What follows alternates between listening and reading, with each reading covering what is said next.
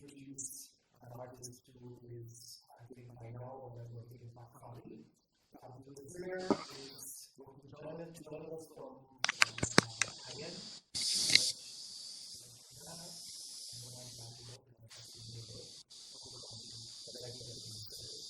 Anyway, Tabita is going to join us. Tabita has done so IMPAKT. She's a residency a year ago here. She was a solo exhibition a few years ago, where I spoke, I think, 5 years ago, I was here in the world. So I'm really proud of her. And I just sort of read the bio, which is always a experience, a lovely year. She describes herself as an artist to her secret, working with teams and entities. Her cross-dimensional practice that is of network sciences, organic electronics and spiritual, she is technology to serve in your heart. Navigating digital portfolio and ancestral memories of ancestral, which is the scientific imaginaries, the topic of diversity of collective sound or how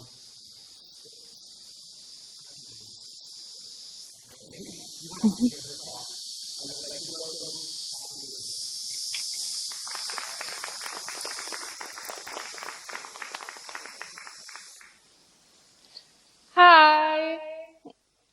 Hello everybody, I hope you can hear me okay. So great.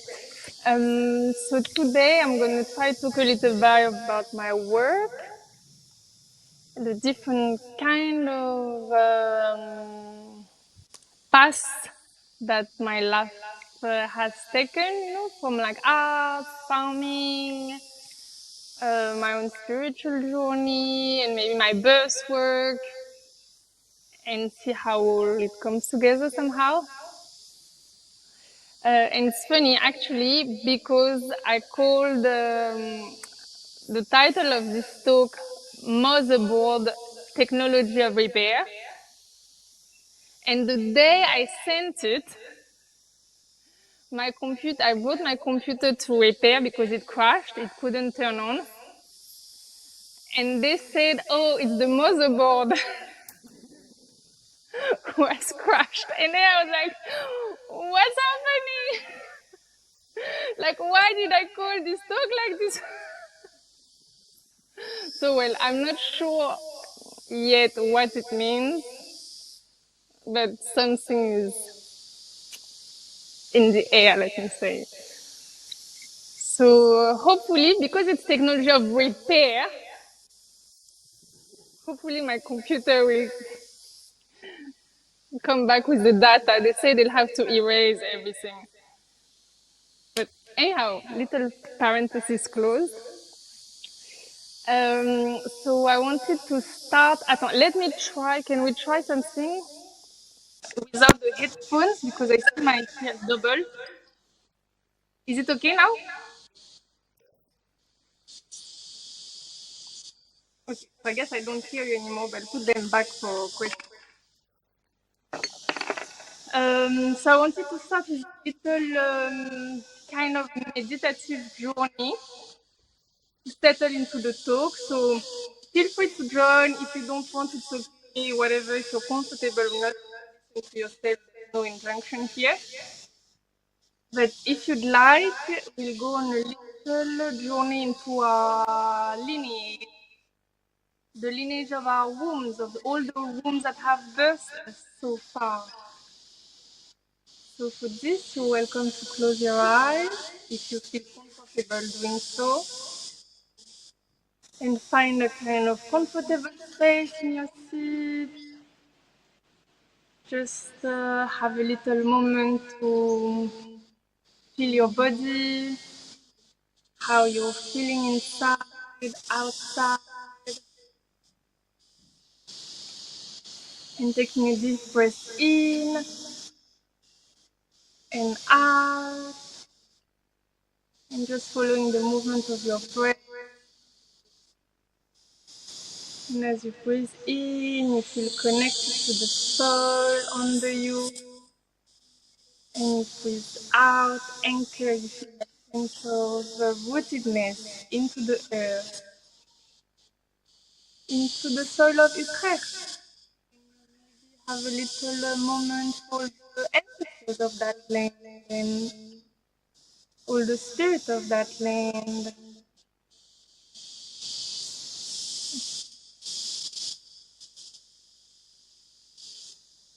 And bring awareness to the inside of your body, to your womb for those people who have one or had one. And if you don't, wherever you fall on the gender spectrum, you can just focus your energy in the belly, in that site of creation that connects us to our ancestors.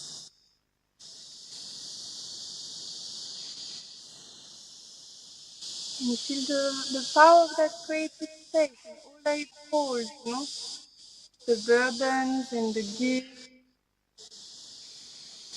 the pains and the blessings, and all its creative force.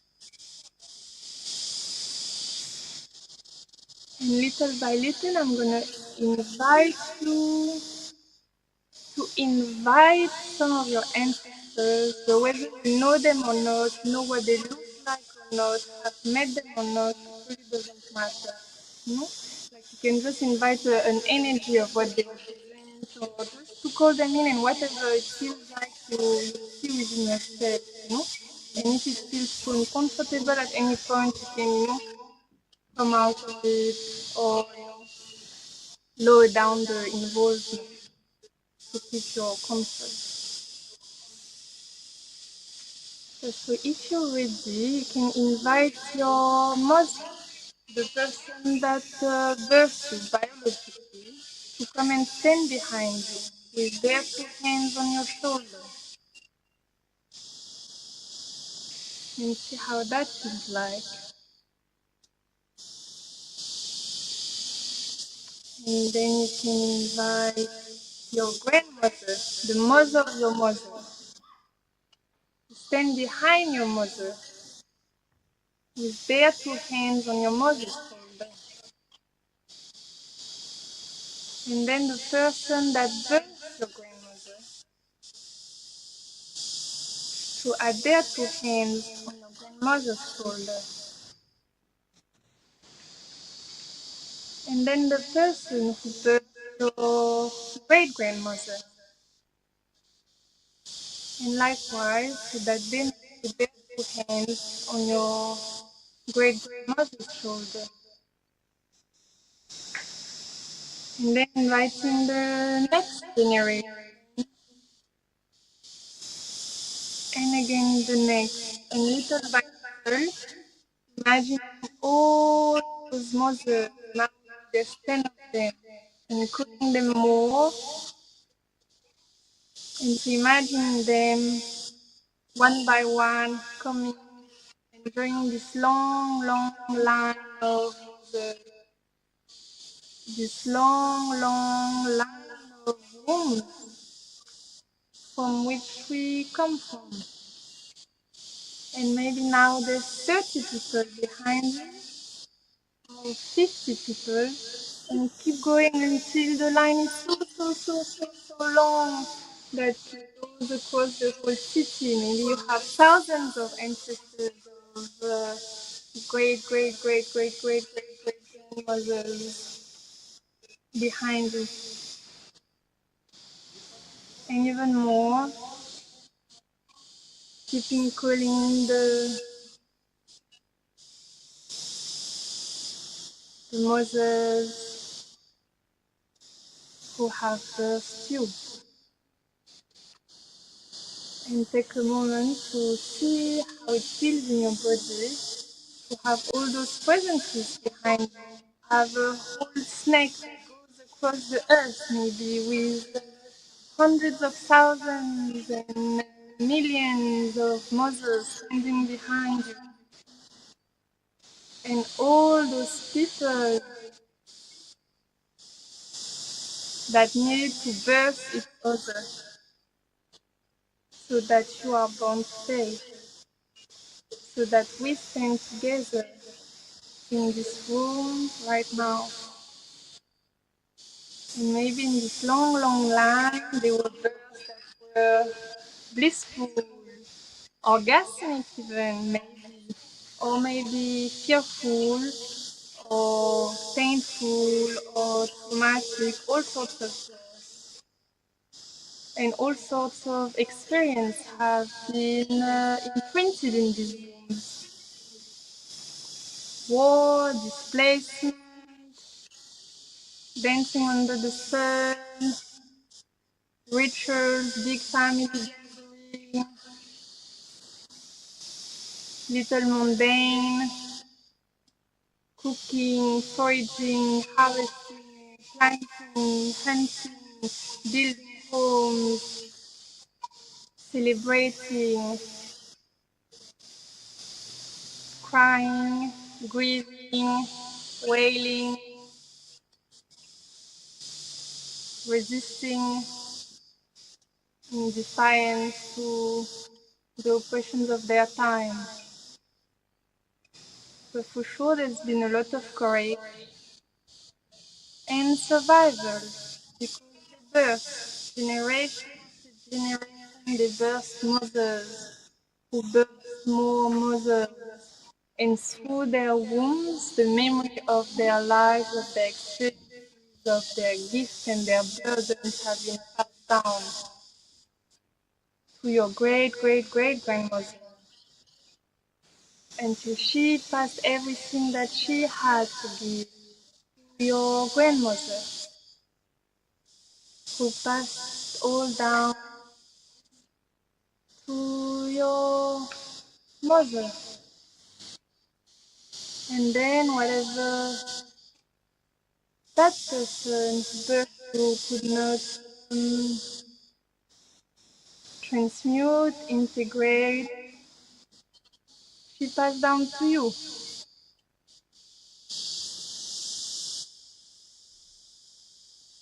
And that's in a way our gift and responsibility.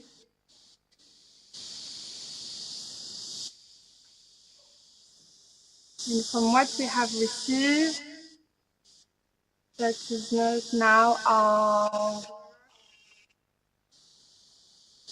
to pass it on. Maybe we'll mother ourselves, maybe we have already mothered, or maybe you'll mother in another way, you'll mother a community, you'll mother a project, you'll give your gift to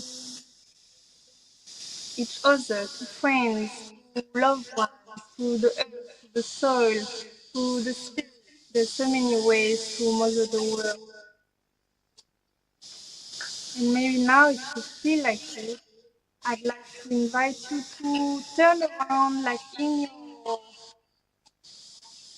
your mind, to face all the mothers who are behind you, and to look at them, and maybe to walk across that long, long line that snakes around the world, and maybe up to the moon. Who knows where all those ancestors come from?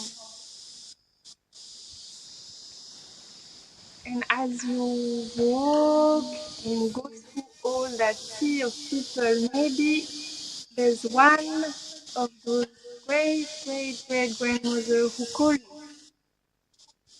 your attention. So walk until somebody calls you, or until you're called to go to one of them.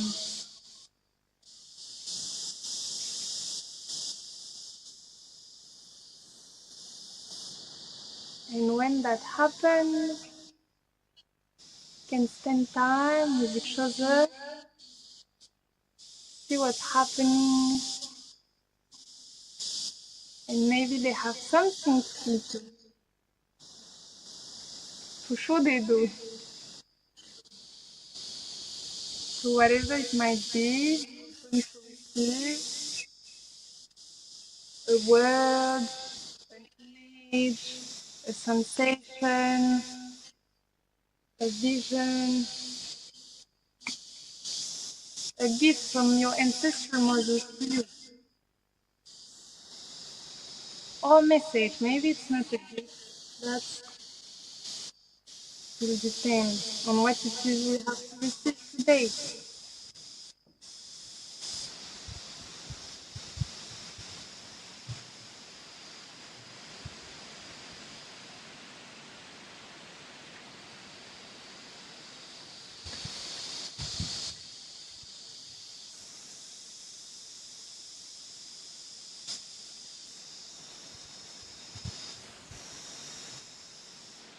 And when you're ready,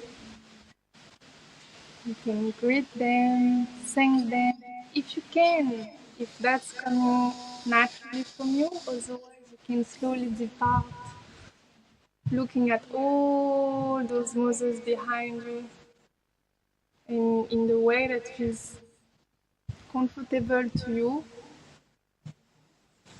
A little sense of reckoning or honoring or gratitude or respect or whatever it is that emanates from you as you see all those wounds and all their lives and all they had to go through, so that today you're here and that you're part of this great lineage of wounds.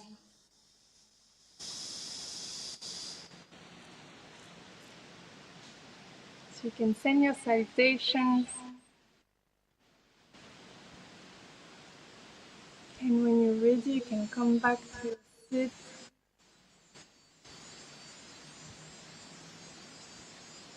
And you may let them go, knowing that they're always there for you, with you when you call them, available to support, to guide, to teach.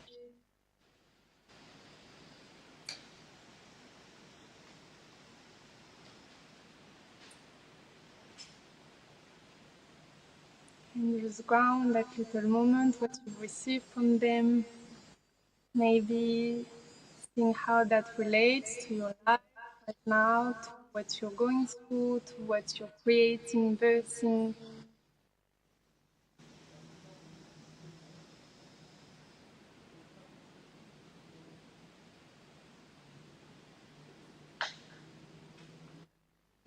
And when you're ready, very slowly, you can take a deep breath in and out, coming back to your body, to this room. Another deep breath in and out. And when you're ready, you can slowly open your eyes.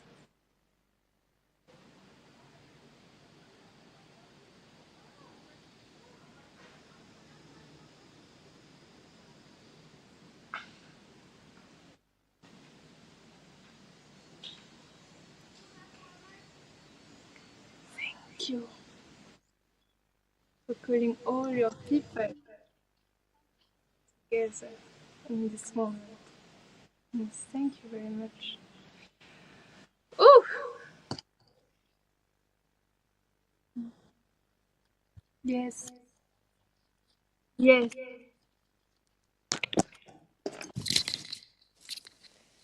So, thank you for joining with me, with us. So I'll keep going. So on the motherboard, and hopefully not erasing of all my life that was not backed up. Um, I think the image is interesting for me because the motherboard would be electronically, sorry, a space like a central unit that then connects to other, like a central network that organize other networks, other connection. It's like the central connection that bind everything together, where everything belongs. And sometimes they are, what they're called,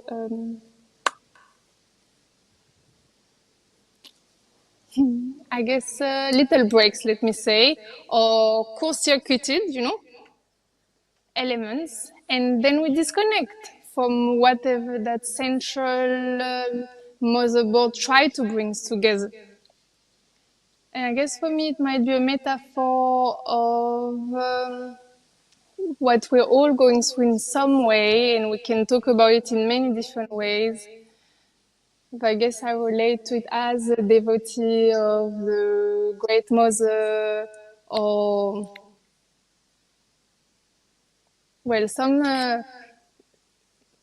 cosmic womb, let me say, that births everything, and then through that, like, primordial energy allows you to connect to the earth, to yourself, to your lineage, to the sky, to the cosmos, to the water, to the mountains, to the river, to the environments around you, to people, to communities, and to have that sense of belonging and of connection. And I think that's really central to my work and life, like trying to see where those disconnections are and trying to repair them.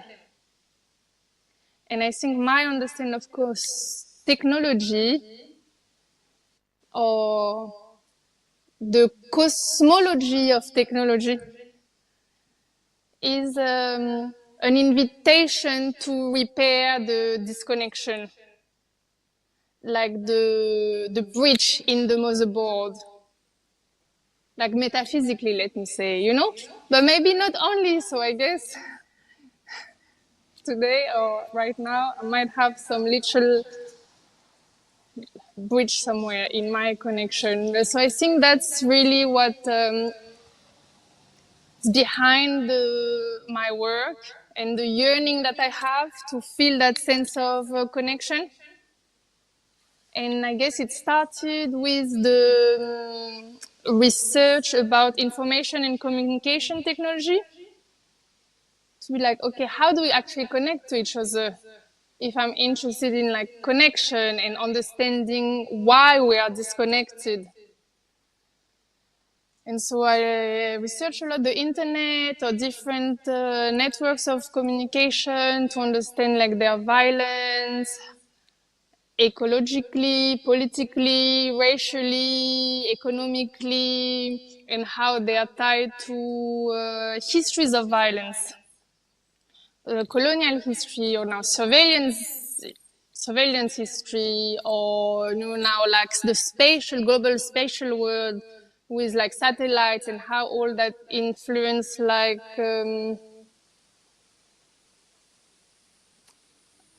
domination of certain countries on others, and how colonial dynamics are reproduced and reinforced.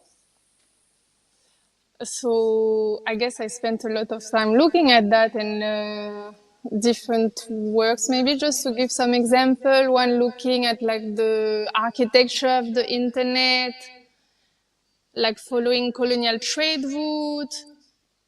So like how the architecture of like underwater cables literally like reproduce the architecture of like the colonial empires, and like how does that affect symbolically, but maybe not only symbolically, the way we communicate, or how our data flows, which lines our data flow, and like, do they need repair, or how can we repair those fault lines? That's the word I was looking for. So things like this, and maybe that work with see Premium Connect looks as the lineage of information and communication technology, especially like the digital, the binary code, sorry.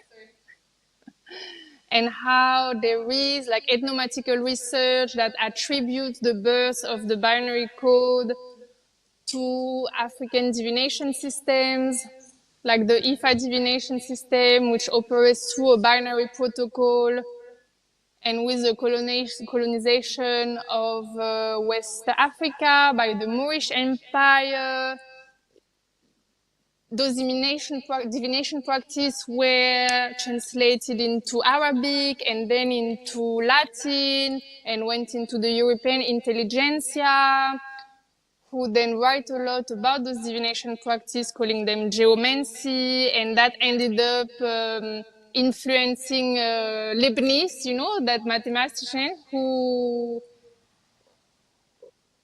invented the binary code. So somehow it could be a direct lineage between those practices. So I guess trying to also expand our understanding of technology, where it comes from, what it is, I guess something that was very important for me at this time. It's also to understand technology beyond the digital.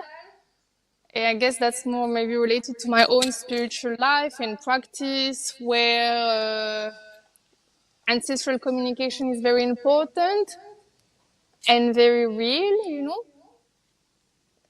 and how that is in itself a network of information and communication technology.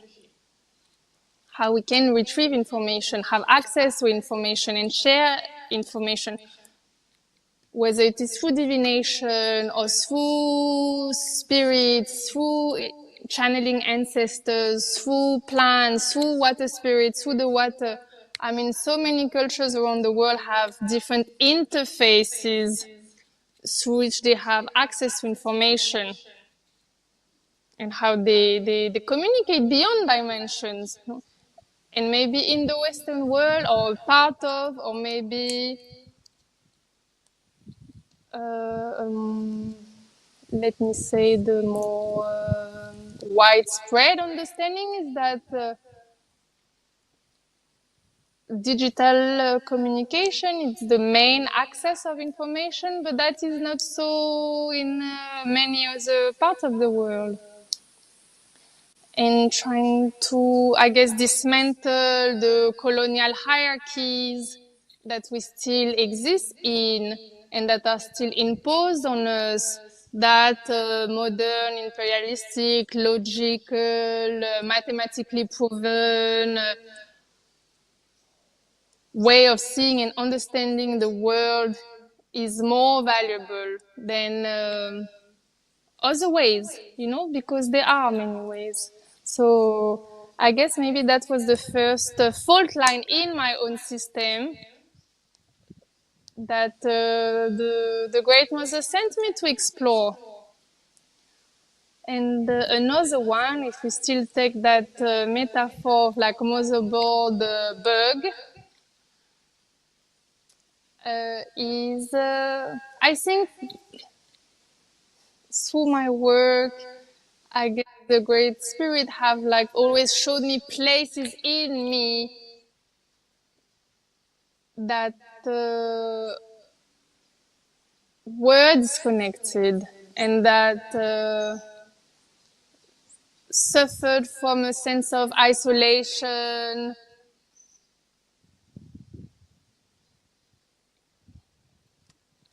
disintegration, let me say, and in need of healing. And I guess the idea of decolonial healing is really central to everything that I do, whether it's through my art, the farm that I run, or my birth work, advocacy. So it's all related. But I guess talking about birth, another area that's very important in my work and life, and I guess that the Great Mother has tried to invite me into repairing. It's the womb space, the womb lineage, and how in that lineage that we traveled earlier, there's so many fault lines, so many mother and daughter relationships that were broken, or abuse, or neglect, or And not just in the womb line, but that, I guess, the womb line, because the womb is an imprint and it's passed down literally, the architecture through which we arrive on the earth. And even if you, okay, so if you are, that's like a completely sideways, or not totally. So, I mean, if you are, have a womb, you were already half of you were in your grandmother's body when she was pregnant with your mother. Because if a woman is born with all their eggs, so it means in your grandmother's belly, when your mother was in the grandmother, she had all their eggs.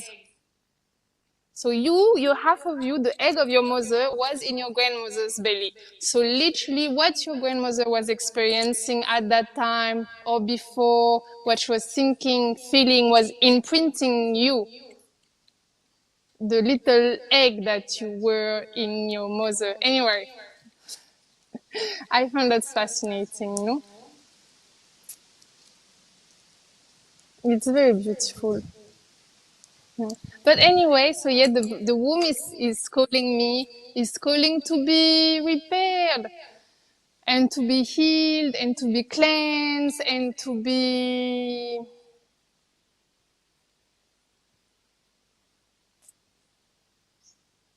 held, I guess, in sacredness, in all its rhythm and cycles, or menstruation, or birth, menopause, or loss and grief, and all the things that the womb experiences, you know.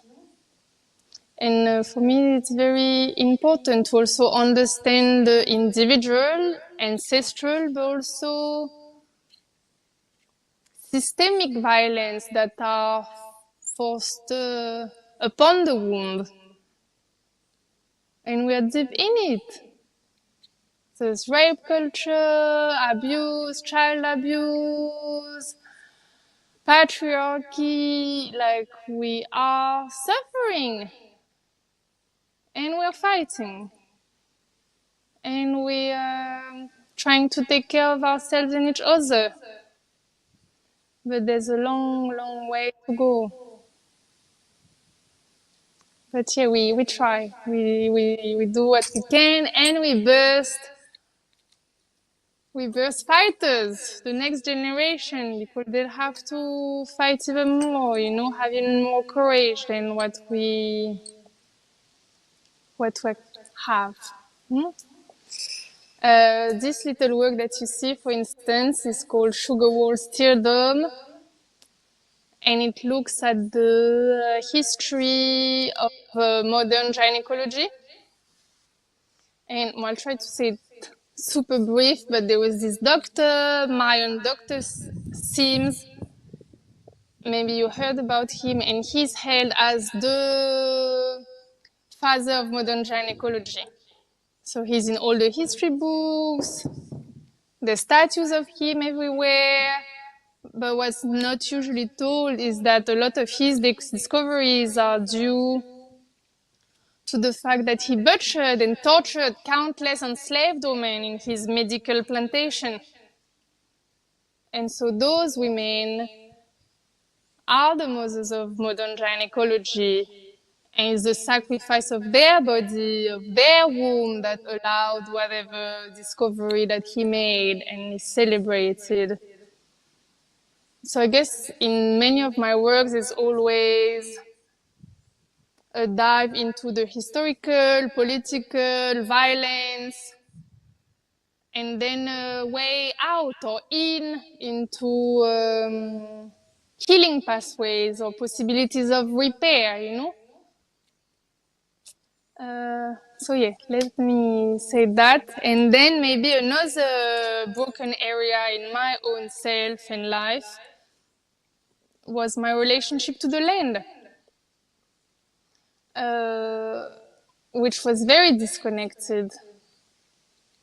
No, maybe before that, let me end on that. So I'll talk about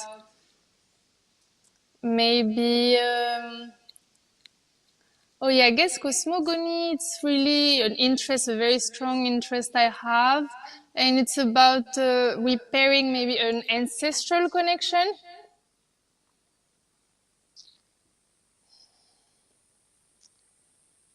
And I'd say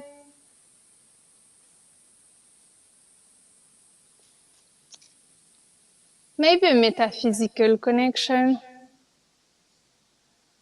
So how to honor what's unseen, how to reckon within myself some phenomena that I may go through experience and make sense of, and a journey into the spirit world, literally, and how different communities and cultures engage in journeying through the world of spirit.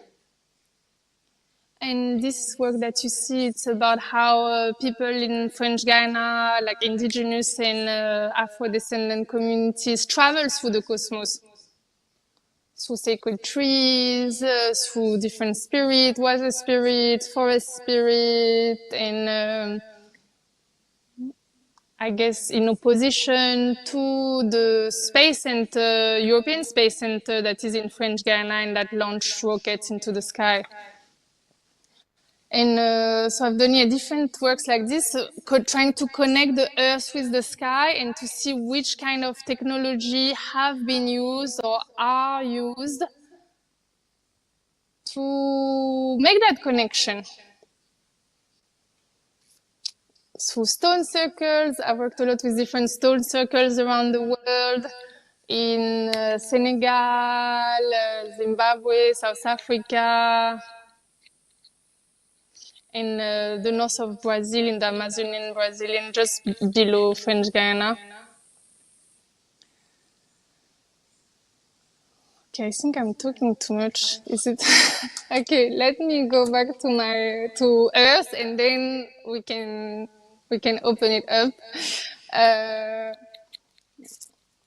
So yeah, that's been a very interesting journey for me, you know, and I guess it's a full switch of life. I went back to school, to farming school, and decided to become a farmer because I was called by the forest and I needed to ground, you know, and find that sense of belonging with the earth. And that's been a very beautiful journey. Very hard. So hard. But it's very rewarding. So now I run a little space called Amakaba. It's a bit between sacred forest, community farm, and cultural space. And we do everything through rituals, honoring the spirits of the land. There's an ancestral cacao farm that we harvest, transform, make traditional cacao bars, and send it to local farmers market. We do community cooking. We have medicinal plants garden, natural dye garden. We do a lot of workshops. We had a little school, and I talked about it more in the morning. So I'm just briefly sharing for those who may not know, when we also train birth workers and do a lot of advocacy for traditional midwives who are forbidden to practice in French Guiana. And storytellings of cosmovision, and inviting different elders from different cultures to talk about their understanding of the cosmos, to talk about the sacred trees that we have on the land, and to share the words of their ancestors. And that has really repaired something very deep in me, and my connection to the land is now it's the forest is home. I was afraid of it when I was young. And I guess a lot of those fault lines, are like encoded with fear, shame, pain, and being invited into a way to soothe, to integrate, to face. Then it allows to remember, literally, to bring back those parts of ourselves and those connections that belong to this motherboard circuit. I guess that, yeah. That was my little motherboard talk.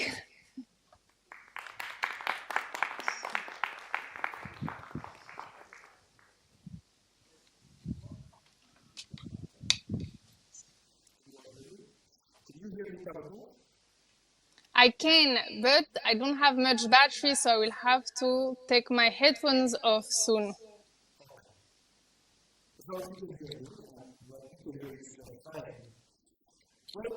so much. Thank you so much for this wonderful talk. I'm quite honored because I've been following your career for many years now. Very closely, and both of you are artists. So, I think for this particular festival, you were essential speaker. You thought you were an essential speaker because of your journey and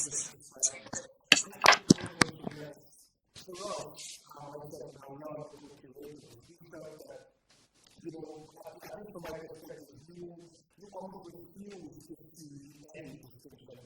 You said that you refuse to see a disconnect, refuse to see a distinction between technology,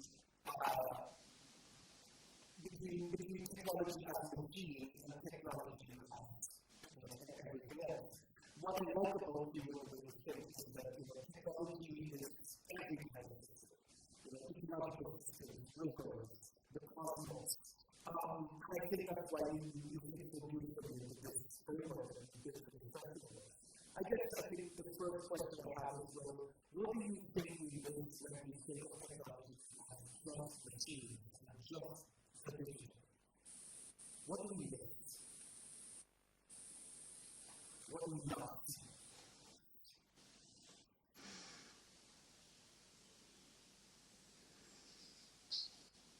I don't know, I'm trying not to be rude.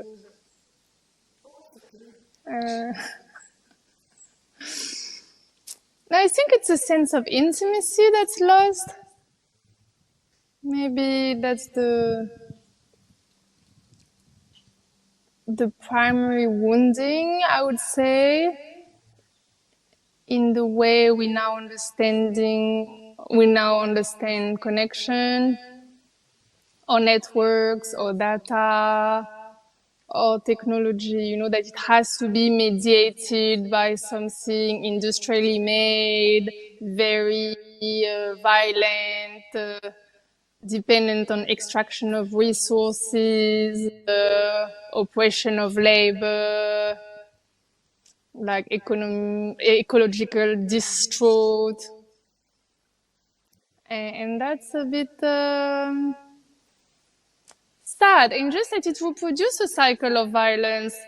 But more than that, it also prevents people, or maybe it's not people because it's an ideology, that is enforced on people, that separates people from their intuition, from the wisdom that exists within, in our bodies, in our wombs, in our every single cells, in the air that we breathe, that messages, in the water that we drink, in the soil that we walk upon. Like our ancestors are always there, all around, And they talk, oh my God, So yeah, I guess that, you know, in the kind of global modern way of being, you know, is that connection has been severed, you know, and I think it's beyond technology. It's more a sense of isolation, you know, that is very prevalent. But we are never alone, you know, we're just part of everything else. And I'm not saying that to romanticize it, you know, for sure, like everybody feels loneliness and everybody struggle. We all struggle in the same way, you know. But I guess that sense of being supported.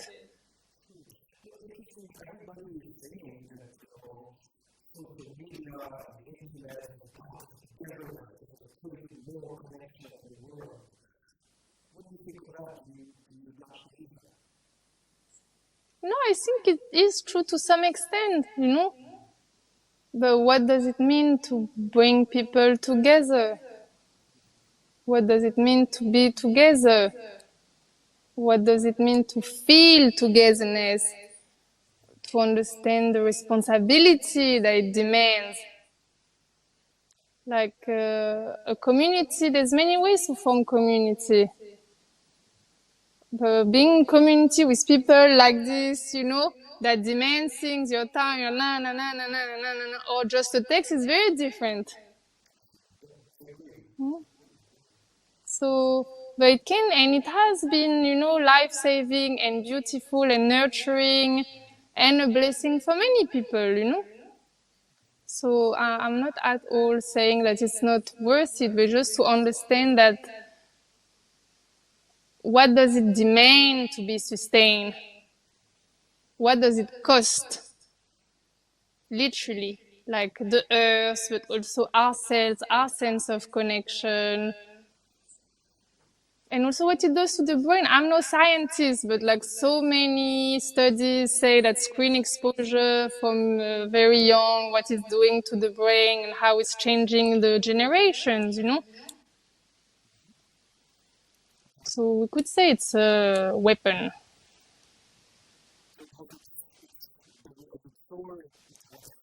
Like every technology, like it depends who use it and for what. Even spiritual technology, don't go think like it's only great things, you know.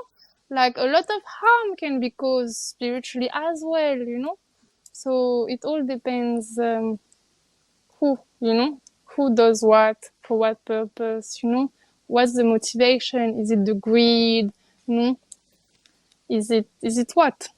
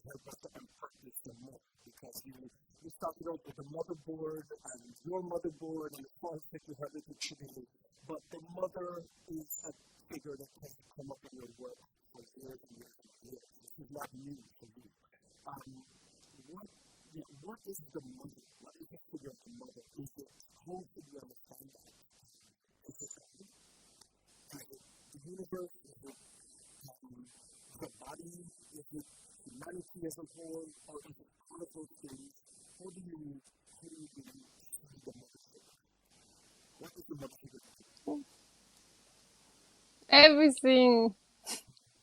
Well, that's a bit too deep. I don't know if I can. I can try. I mean, she's everything to me. That's what I can say, you know? And I guess as the mother of everything that there is, you know, it makes us all the children of Divine Mother. And she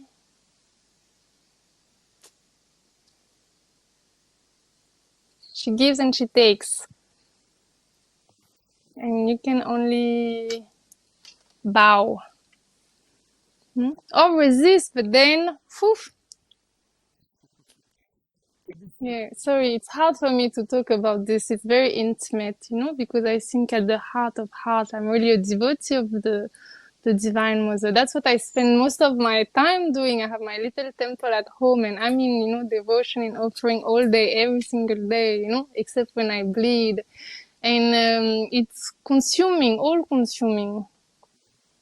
But it's home, you know, and I know that's, you know, my ancestral calling somehow, you know, and that's what I'm here to do, or to understand, or to embody, or to become very intimate with. And I'm not sure yet fully what it means and what it will mean, or, you know, but I'm obeying. That's all I can say. You know, when you told us, when you started this, you talked about mentioning that your motherboard didn't work, made me think about that. Do you see mothering itself as a technology? The primal technology. The primary technology.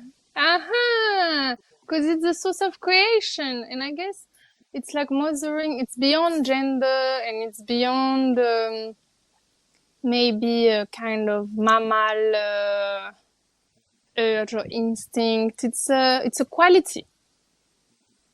It's a way of being in the world. It's like a fierce and compassionate way of being, you know, and to be able, and I guess that's my yearning, let me say, or my prayer, you know, and it sounds a bit, I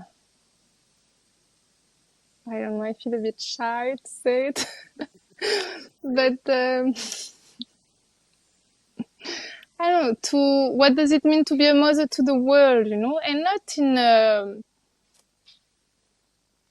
kind of megalomaniac way, you know, but like to have that relationship with everything that has been created.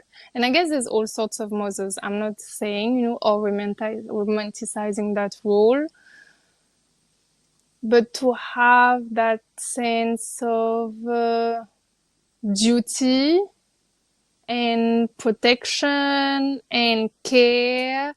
And we often have that for people of our family, our friends, our loved one, you know. But can you extend that motherliness, you know, energy to people you don't know, to people that harm you, to people you hate, to the land, to the water, to the mountain, to the galaxies? Can you relate, you know, and mother the whole of creation? That's, I guess that's radical inclusivity. I'm so far from it, wow. But it's a path that I'm willing to walk on, you know? Thank you for that. Before we open up the floor to questions, I just had a couple more to ask you. Well, I think the first one you addressed a little bit, but I really wanted to talk about what seems to be escaped from the work that you're famous for, all around the world. You're famous for and sophisticated. I think years ago I described your work in writing as, you know, sophisticated construction. You know, it's very, very elaborate. And you do it better than anyone else. But you're practically now working with agriculture, community building. Does it mean you're done with that stuff? Does it mean that you're not, this direction is taking you away from, you know, these massive digital large-scale installations? Are you, how is your practice changing? I think it is taking me somewhere else. I guess for 15, 13 years, I don't know, working with like digital installation, it was a way for me to maybe map or understand or dive into the things that were calling me, you know, my interest in ancestral technologies, my interest in the land, in the cosmos, in the power dynamic in the world and our technologies, and in the way that we can repair and heal, you know, like in a way that is decolonial, that is intersectional, and that is sacred, you know, because that is very important for me, you know. And I guess spending 10 years like researching this, sharing this, and talking about this, at some point I'm like, okay, but now let me live it, you know. And I think that's what I'm trying to do with Amakaba, to put all of this into practice, because talking about being in sync with the rhythm of the land and the cosmos is very different than trying to be, you know, and in community. And that's where the real, I mean, I'm not saying real or unreal, but that's what another part of the work lies for me. And that's what I'm busy with right now. And that brings so many different challenges, you know, because being behind your computer and, you know, being like, oh yeah, it's very different, you know? I mean, different challenges, you know? And I think I'm going to be busy with those now for a long time until they integrate. And maybe, you know, it will take many generations, I'm sure, you know? So, and maybe then my life will take me in some other direction, which I'm sure it will. You know, there is other repairs that are calling, and I can sense it already. You know. I just have one more question. Mm-hmm. It's about cacao. You become a cacao farmer. And I've been fascinated by that because, you know, like sugarcane, you know, cacao as a plant is one that is, you know, deeply associated with nutrient and extraction. Jealousy.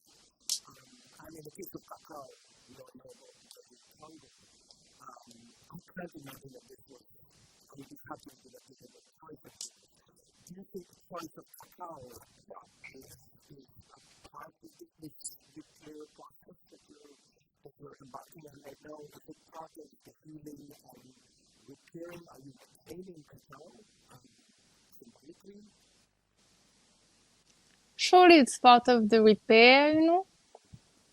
And I'm not sure how conscious it is, because I really feel like I was called by that plant, you know. I was in farming school and I thought, yes, I want to have a cacao farm, you know, but there was no why. I mean, it's actually from the cacao. I thought, oh, I want to learn how to make cacao and chocolate, you know. And then I start looking into it. I'm like, oh, but let me go to farming school and find out. And then that's how it happened, you know. And then I was looking for land, and suddenly I found this land with a old 100 years old cacao farm on it. And so everything was very much aligned, you know? And I think the repair, it's maybe for me, surely, but also for that piece of land, you know, that we're on. And I was saying this morning that it's the mountain that we're on, the Mayuri Hill is, I mean, it's not really a mountain because it's very low, but French Guiana, it's kind of flat. It was indigenous territory, and then when the European came, they transformed it into a colonial slave plantation, you know, with cacao, sugarcane, indigo, roku, and cotton, and all sorts of plants. And among this, on the mountain, there's a lot of like cacao islands, you know, that remain from that area. And our cacao farm, we don't know if it's that old or if it's from like the like freed, you know, enslaved people who have then, you know, continued that process, you know. But nevertheless, we have, you know, found like 1800s, like machete on the land, like indigenous pottery, a lot of like archaeological stuff on the land. So it carries a lot of history, a lot of memory, and a lot of harm. Like when we first got the land, we went to see some elders, you know, that told us like different rituals and things we had to do in order to really be in co-studentship or be in reciprocity with the land, you know. And one of them, I remember he said, yeah, the ancestors, they are very hungry, so you must feed them. Everything that you eat on this land, you must share with them. And that we continue to do that, you know, till now. And it's been 5 years, you know. So I guess it is a practice of repairing within ourselves, you know, the disconnection to the land. Like even in my own family, which is quite like politically radical in some way, pro, against colonialism and independence and all of this. But when I told them like, oh yeah, I'm going to live in the forest and farm, and maybe there was some humor, but not fully, what my cousin said, but like, we're not slaves anymore. We don't need to work the land, And I think that image is still very prevalent, that there's shame around working the land, because it was imposed for so many hundreds of years. So I guess it's repairing within ourselves, within our community, that relationship to land, and then also repairing because for us, well, that's a belief of mine, or not even a belief, an experience, but that our ancestors lived through us, and from being in the land with that willingly, and with a sense of devotion and worship, it's healing for them, and to maybe harvest cacao, but in a different way, with rituals, with offerings, with libation, with beautiful flowers everywhere, with singing, not with whippings, it changed something, and it repairs the energy of the land itself, and I believe really it brings healing to that land, or at least, rest to the spirits of the land, because they are being taken care of, and so many lands out there, the spirits are being ignored, and I think that's our responsibility to also include them in our community. Thank you for that. I'm going to ask anyone in the audience who would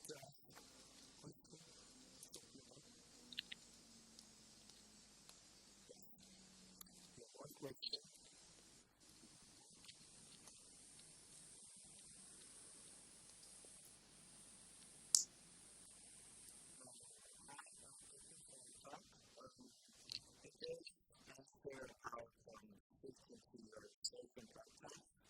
I would like to ask you, how do you deal with the life of the work itself? Because as an artist, I think that you need to manage with composition tools, presenting the work in other places. So in case of works that use technology and works that are very abstract and yours, I think that might be unique to the very using person also to present it and to present it well. That's the way that it should be. So you start to present this kind of work. Are you not interested to it? How do you deal with this past research that maybe does not relate to things that you are going into right now? Good question. Okay, thank you for the question. No, I definitely still show old works, I mean, they're they're my children, I'm their mother, and they have their own lives, so they must be free, if somebody, I feel now I've put them into the world, then if someone want to share, screen, show, let it, So that's my attitude to it, and I guess I'm privileged to have somebody who I work with, who shout out to Leah, thank you so much.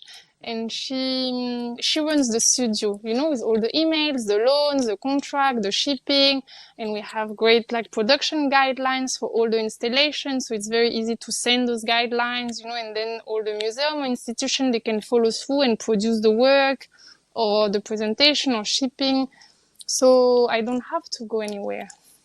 Yes, so that's so far how I've managed, And in some case, people insist, and then either, I cross my own boundaries and then I feel horrible, or sometimes, they cancel. They're like, no, it's important for the artist is here. Or sometimes, like here today, they're like, okay, you can come online, So it depends, But I've managed to organize in a way that part of my practice so that I can have more time doing other things. But I guess it might not last forever, because the art world is like it is, and they want production, new artworks. So we'll see.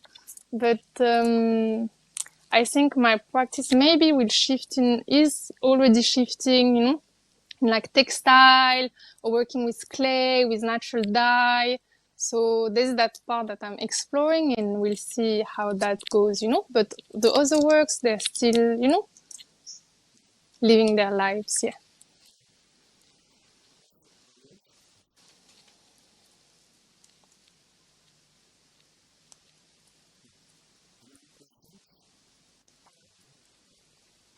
I just had a question. With everything that you might have gone through this, but I was wondering how you separate, or whether you separate the skills or the ideas of belief and the idea of practice. And so, do you believe that you can practice without believing, or believing without practicing? And do you think these are mutually exclusive, or can they exist by themselves? Wow, okay, so I will have to think a little bit about this. So,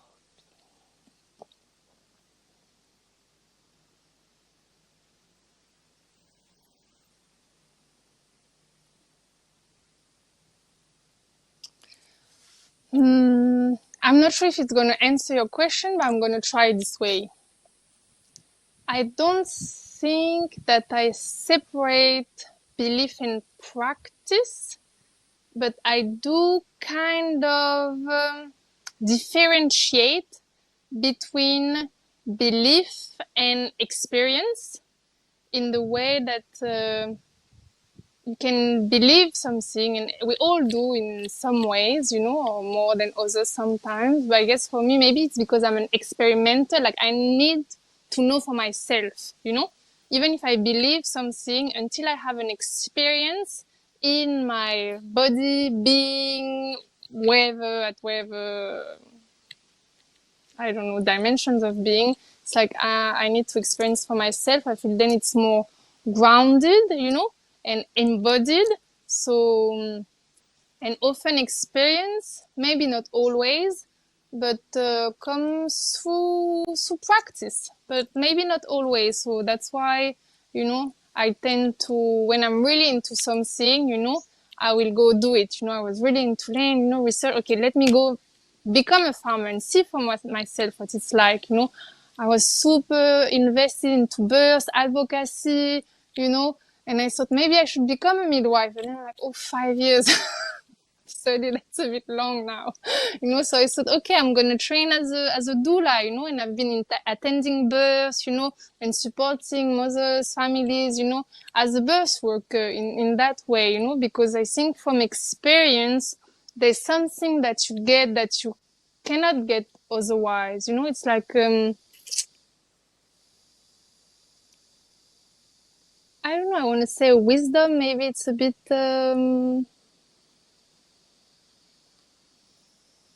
like some perception. I don't know, but I think you understand what I'm saying. So, but I think, you know, belief can be very strong, you know, and it doesn't need necessarily practice, you know. Like if I'm thinking of like faith or, you know, different things, you can, you know, have a belief and seeking the divine your whole life, you know, and maybe not meet it or merge with it, but still, you know, that yearning or belief is so strong that it carries you so long, you know. So I don't know, I guess it depends of the fields and the areas, you know. But for me, definitely practice is very important. I'd say it's central to me, but it's not necessarily needed for everybody, I'd say. I don't know if that answered.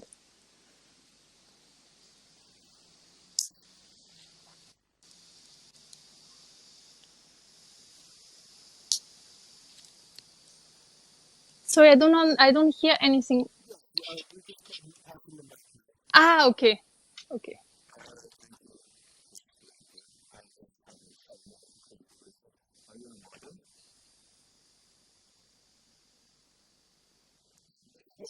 I'm a mother to a dead child. Yeah, but I'm still a mother. Yeah. And I guess, you know, we don't consider those mothers very much, you know, like the grieving mothers, the mothers who don't have a child to mother, you know, but they are, and whether it is abortion by choice, willingness, you know, or not willingness, you know, there's a wide scope of mothering. But I'm also hoping that Divine Mother will grant me another chance to mother a human being. If not, well, I'll keep mothering my spirits, and the people around me and the land that I take care of.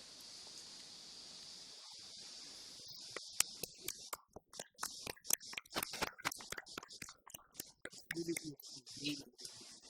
And I'm sure it's quite overall the concept that we were talking about earlier, very expansive and another way and another way. Yeah, really inspired by this. Anybody else want to?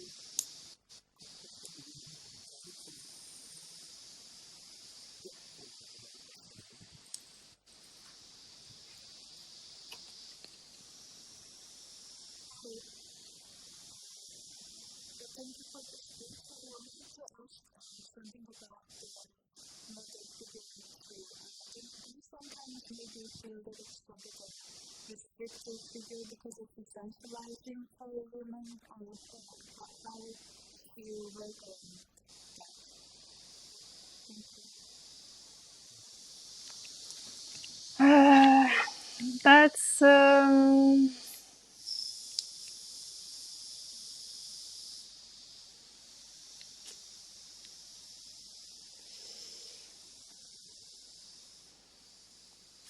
I don't know what to say.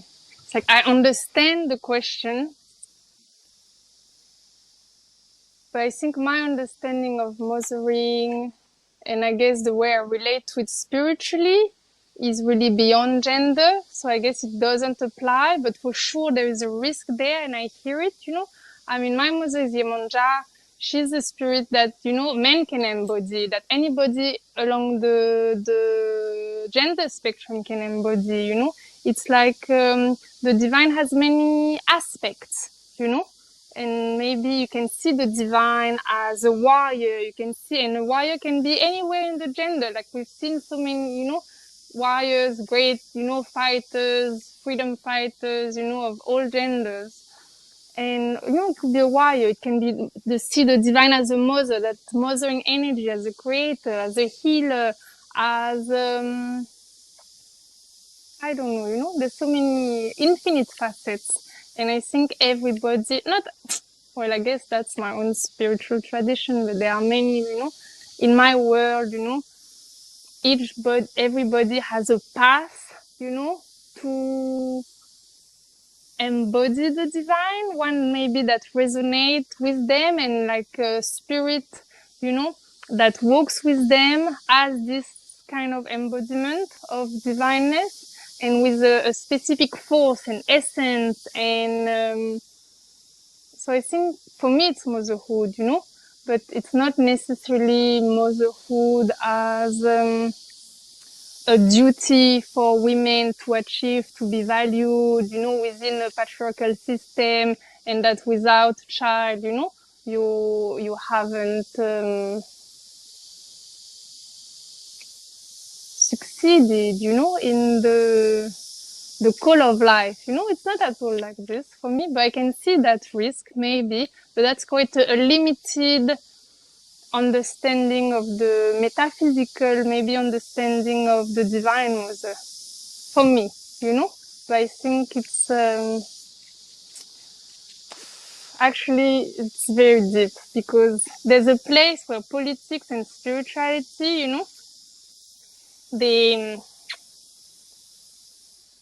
they brush. I don't know, there's a lot of intersection, and I guess maybe I'm really into like liberation theology, and like how,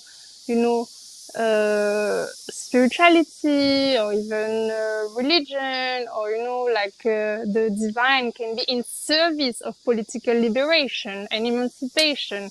And but we have so many examples that say otherwise as well, how religion and faith and spirituality has been instrumentalized to cause harm, violence, domination, and oppression. And I guess what you're referring to, it's more that, narrative that we see so much, But I think there's, hopefully, I believe, I trust, there's different ways, and it can be very liberating and freeing, you know. At least it has been for me. Yes, but I guess it's very individual, and yeah, I don't know. Well, I think we're out of time. I just got a signal, so I just want to say just about thank you, Tabita. It's always a fantastic pleasurable experience talking to you, and you and I will be in touch in the future. And I really, really just want to thank you for speaking to us here at Impact yet again. And I just want to thank the audience with us. Please, thank you for coming to the conversation. And Impact Festival continues for another day, well, for the rest of tonight and another day. So please stick around. Thank you. Bye bye. Take care.